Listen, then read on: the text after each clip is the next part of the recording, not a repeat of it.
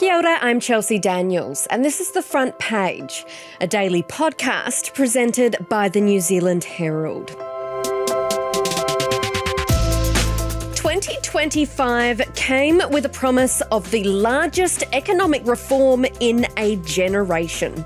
It's when the government unveiled its radical overhaul of resource management laws, which aims to cut the number of consents currently required by 40 to 50%. Led by RMA Reform Minister Chris Bishop, the move will see the decades-old RMA replaced with two laws, one focused on planning and the other on environmental protection.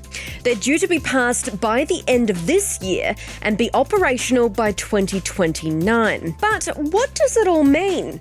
And why has it taken so long to detangle this convoluted law if so many people agreed it needed to be done? Today on The Front Page, Herald political editor Thomas Coughlan is with us to break it all down. First off, Thomas, what is the RMA?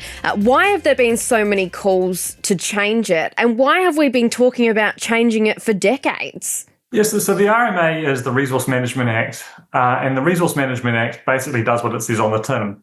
It manages the nation's resources. Basically, all of our resources, from the air that you breathe, to the forests, to the waterways, to the land that you build your house on, they are managed by the Resource Management Act. Basically everything, apart from mineral resources, which are managed under different legislation. But almost everything else is managed by this one law that was passed in 1991. It was a bipartisan Labor national effort. Labor started it, the government changed in 1990, National passed it. And since then, all of our resources have been managed under this one piece of legislation. Prior to that, resources were managed under many different pieces of legislation, separate one for water, separate one for this and that. So it consolidated them all in one piece of legislation. It was meant to simplify it. It was meant to provide a clear direction on what you could do and where and how. Now, it didn't quite work like that. And almost since the beginning, the RMA has failed to deliver on that promise. Of simplicity, of allowing development, allowing New Zealand's economy to grow, allowing us to build more houses, more business premises, more factories, all of that stuff, allowing us to do that whilst also protecting the environment that we love, and also which our lives depend on. You know, it's no use building heaps of factories to create lots of jobs if we pollute the air and make us all sick. The RMA is meant to balance those two things. And so for basically its entire life, it has been a subject to controversy. The controversy really picked up in the 2000s when the housing crisis started to rear its head a little bit, and the RMA sort of was blamed for stuff like why our roads are so expensive. Well, our roads are partly expensive to build because it takes so much time and money to consent them. And the houses are the same. It's really hard and expensive to build a house, which means that house prices have gone up because it's actually much easier to buy an existing house for a lot of money than it is to just buy a piece of land and build one. And so for a long time, we've been talking about remedying it. Then under the Labor government, the last Labor government, they commissioned a working group which essentially said we need to repeal this thing entirely and replace it with two different pieces of legislation. That's probably the start of your question where you say, why have we been talking about it for so long? We really started talking about it then. Labor did repeal it. Labor repealed the RMA, got rid of it, replaced it with two new pieces of legislation. But that wasn't the end. The government that we currently have, the national-led coalition, they didn't like what Labor did. They thought it was overly complex and replaced one very complex regime with another complex regime. Labor actually disputes that, and actually there are lots of similarities between what National's done and what Labor's done. So when the coalition came in, they repealed the repealed RMA. They brought back the RMA, so they resurrected it. This RMA has been brought back to life. It is a resurrected law. The RMA is currently alive. It is currently the law of the land, but it will be repealed again. It will be repealed for a second time. Not many pieces of legislation get to be repealed twice. And then it will be replaced with two new laws, which one of which was a planning act, which sort of defined the planning rules. The other one is a more environmentally focused act. Yeah, and on Labor's plans versus National's plans, I know the minister responsible for the RMA, Chris Bishop, has promised, a bigger and better one. Is it bigger and better? That's a really good question, and I'm going to be a wee bit evasive because I'd quite like to hear what the select committee, the laws were introduced last year. It'll be interesting to see what people say in select committee when they come. Certainly, Labor's there are a lot of similarities. So Labor reduced the number of plans that councils would produce. So councils produce under the old existing regime more than 100 plans. They reduced that number to I think 17 plans, which would be roughly one for every regional council. The government is basically doing the current government is basically doing the same thing in a slightly different way, reducing the number of plans and focusing on doing more of the heavy lifting, the big controversial stuff at the beginning of the process, getting everything sorted out at the planning stage, so that when it actually comes to can I build a house there, you look at the plan and the plan sort of says more or less yes you can within these rules. It's slightly more complicated than that, but that's sort of the idea. So those sort of principles are roughly the same. There was some complexity around some of the Māori principles that were in the Labor version, and some submitters on the Labor version were critical of it and thought it was overly complex and sort of unhelpful. There is a debate over whether National should have just repealed the complicated and unhelpful bits from Labor's version rather than going back to the drawing board, but that is not what they did, so we are where we are. But certainly when we get to the select committee, it'll be interesting to hear from those submitters again to see whether they think this one is any better than what Labor proposed. Because Labor's one was welcomed. I think on balance people were happy that Labor did what it did, but it was not without controversy.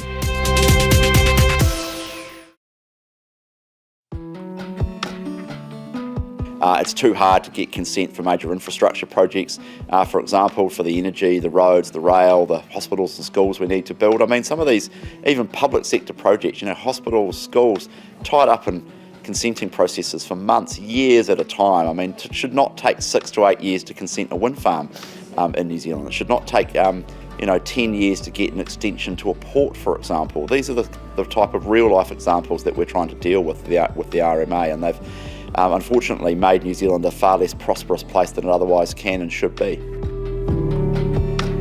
If we get into the weeds a little bit, I liked your explanation of the regime on externalities, because that's what it comes down to. Hey, if I want to build something in my backyard, what is it? Can you give us that in plain English? Externalities is basically if I am in a house right now, and if I decide to build like a coffee roastery. I'm not sure if you've ever lived next to a coffee roastery. It smells like burnt coffee being roasted. It's an okay smell. It's not to everyone's taste. I don't mind it, but it smells. It's not great. It's not to everyone's taste. So if I build a coffee roastery on my house, well, great for me. I make a lot of money selling my coffee, especially in Wellington. But not so good for my neighbours. They don't make any money from me selling coffee, and their houses smell like burnt toast because I built a coffee roastery on my house. So that's the externality. The externality is their houses smell like coffee. They lose money. I make money. Not great. So there's an externality there, which basically means that I will not be able to build a coffee roastery on my house. It is a residential. My house is on a residential zoning, and therefore the sort of olfactory pollution that would come from that roastery would not be allowed.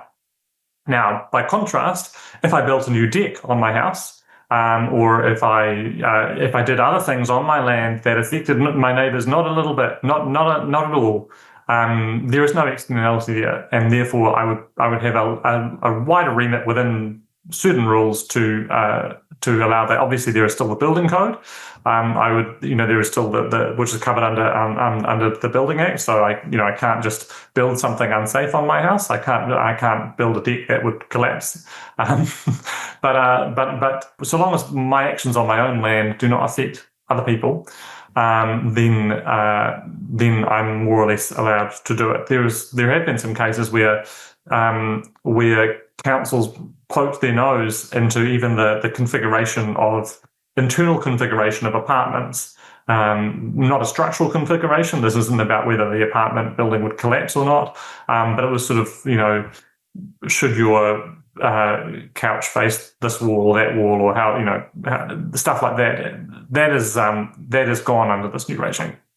So, changes to 5 national directives in the RMA have now taken effect. Things that'll make it easier to consent mines and quarries, for example. Then you've got converting your garage into a granny flat, presumably.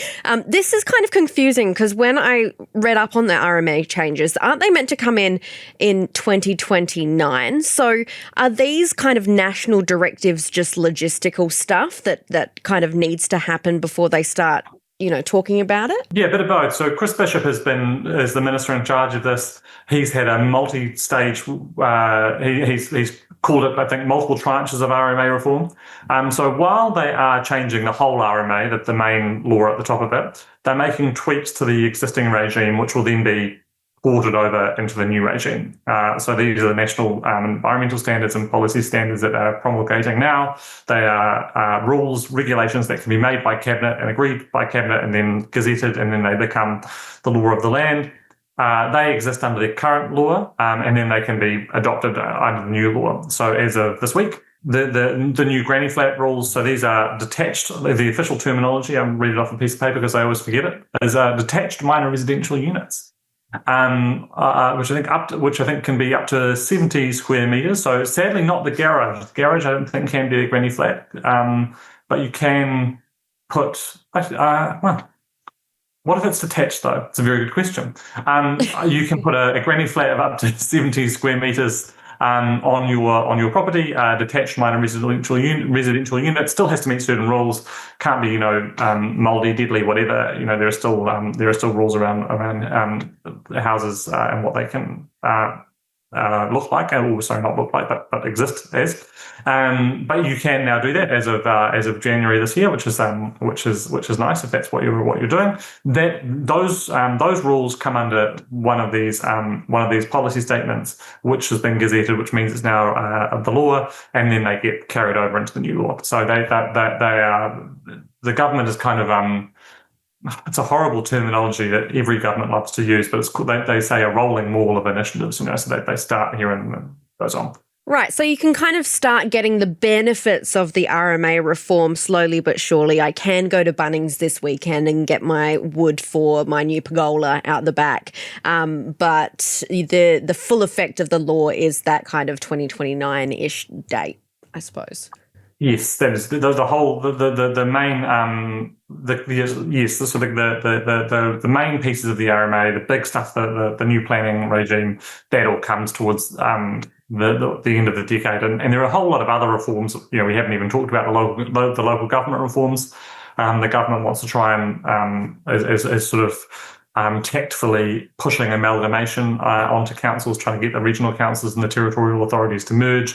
Those new councils will then be the ones who are drawing up the plans under the new RMA, which will then implement some of these changes which we're talking about. So it's like herding sheep. You've got all these different things that they're trying to get through the gate at the same time. But it is at the end of the decade where the full RMA does come into force, and of course that it does require some of these other reforms to take place in order to actually work. Yeah, because like you said, I mean, the pergolas and the granny flats and the new decking out the back is probably small fry as opposed to what the change will mean for local councils. Currently, the government says that there are somewhere like 1,175 different kinds of zones in New Zealand, which with them carry all different rules. So what does it mean when it talks about these zones?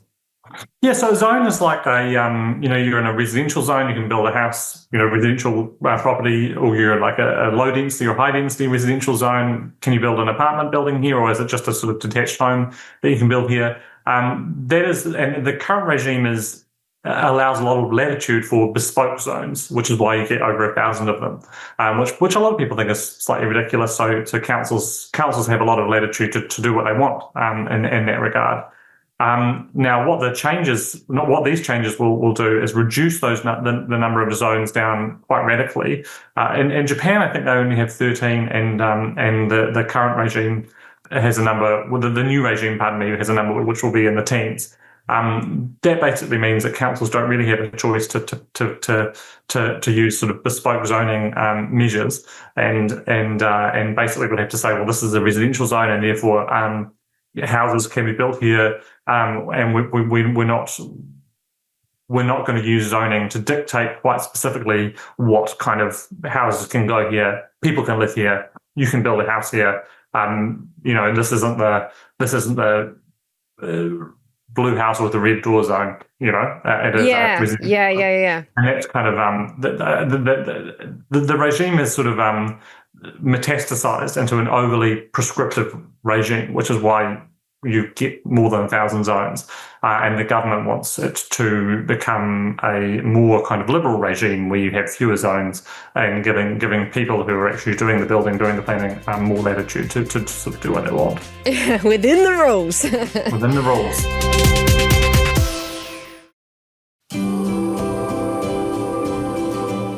Yeah, for the builders, it's actually, we're doing our job. There's not a lot of change in that respect, but it's actually getting to putting your first nail into the timber. It takes a long time for some. Sometimes you wonder why it takes so long. It's the paperwork behind the scenes that will speed it up for the guys and girls doing the work on the ground. So when you talk about the councils then having to go ahead and do this kind of work themselves, that's what we call the spatial plans, right? Yes. So the spatial planning is that was a focus of the Labour regime as well. The spatial planning will ask councils to look over a sort of 30-year horizon with what needs to be done in their area.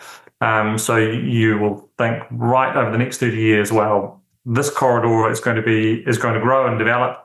This is sort of an industrial corridor. This will continue to be industrial. So maybe we will need to preserve this